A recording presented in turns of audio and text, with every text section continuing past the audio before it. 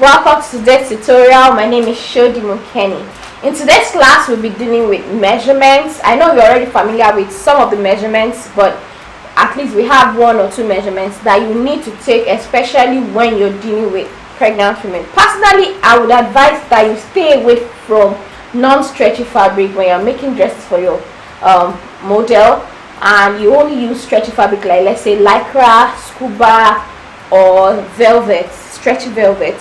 Okay, so, and another thing I would like you to do is ensure that even if you want it fitted, don't let it the fitness should stop at the underbust.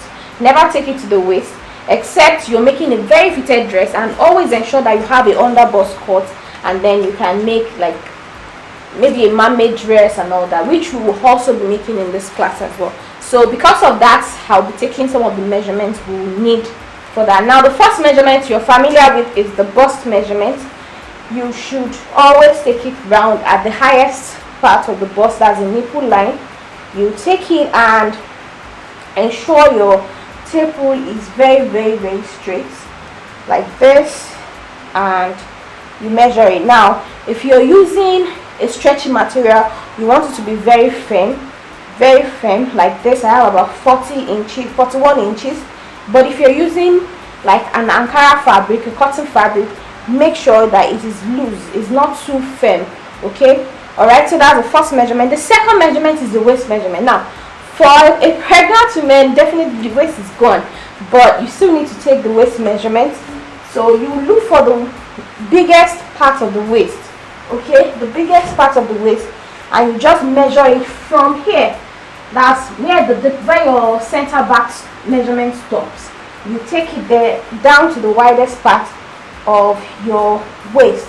Okay, here I have about 41 inches, which is the same measurement with my bust. Okay, so just imagine trying to make a fitted dress for me right now. All right, so now the next measurement is the hip measurement. Of course, you want to take that as well at the widest part of the hip, like this, and then you go down.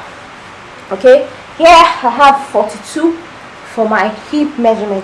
So the next measurement I'll be taking is my central back length to waist. Okay, so for the central back length to waist, if you've seen my basic bodies video, you'll be familiar with this. You want to take it from the neck right here, that's where you have your neck points here, down to the center back here. That's the deepest part of your spinal cord. Don't take it beyond that part. If you take it beyond that part down, okay, it's going to cause bulge. Now, another way you can do this is you ask your client to tilt to the side a little bit. When they tilt to the side, you will see a fold here. Can you see?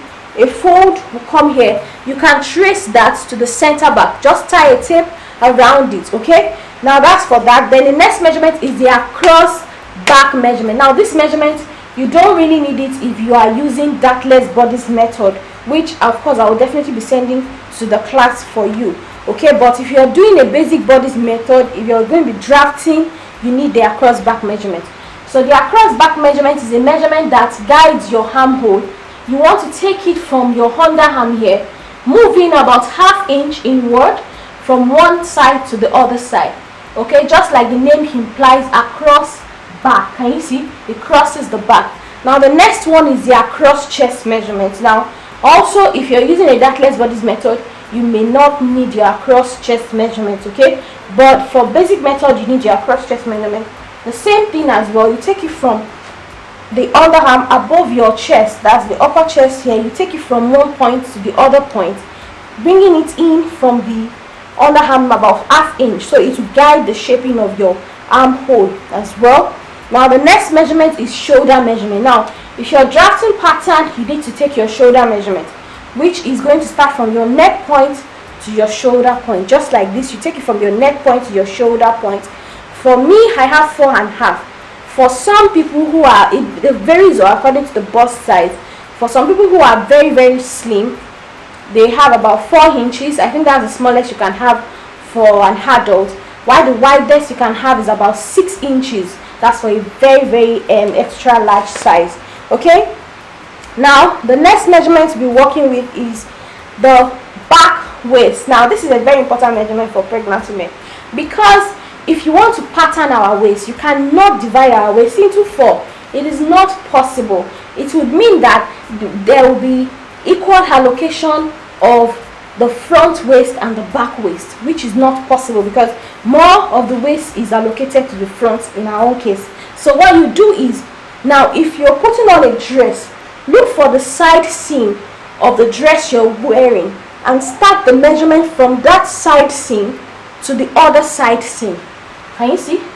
You start the measurement from that side seam to the other side seam. Whatever it gives you is what you have as your back waist measurement. Here I have 18.5 inches as my back waist measurement. Okay, all right, so the next measurement, this is a guide measurement. It's just to checkmate you when you're drafting. Okay, is from the underbust to the waist. That's, you measure the tummy or the stomach of your pregnant model.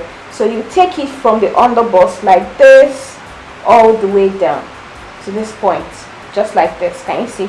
So what I have here, this falls on my hip line. Okay, so what I have here is about 16 inches, 15.5 to 16 inches.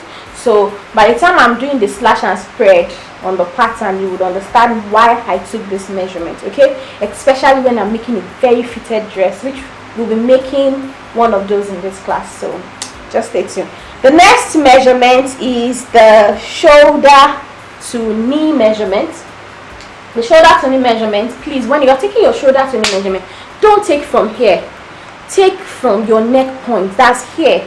Okay, you take it all the way to the knee line, passing through your bust. Okay, you pass through your bust to your knee and tell your model to bring out a leg like this. Okay, so I think I have about 40.5 for mine. Can you see? So the next one is shoulder to foot. That's the full length of your model. You can just take that one straight all the way down to the full length or your model desired length. Okay, so that's that. Now the next measurement is shoulder to underbust as well. You want to take from shoulder, you measure to the underbust. Mine is 14 inches. Don't press the breast, please. If you press the breast, that's how it's going to press on the dress. So don't press the breast, just let it fall naturally like that. Now the next measurement we'll be using is shoulder to nipple measurement. I hardly use this measurement though, because I'll always get it right as long as I'm patterning. The shoulder to nipple measurement, I have about 11 inches. Now the next measurement we use is a bust span. That's a nipple to nipple measurement. I have about 8 inches for mine. And then the next measurement we'll be getting is a round underbust measurement. Now this measurement depends on your model. She can say she wants her to be very fitted or loose. Me, I like mine very fitted because I don't like using bra when I'm making bustier for myself.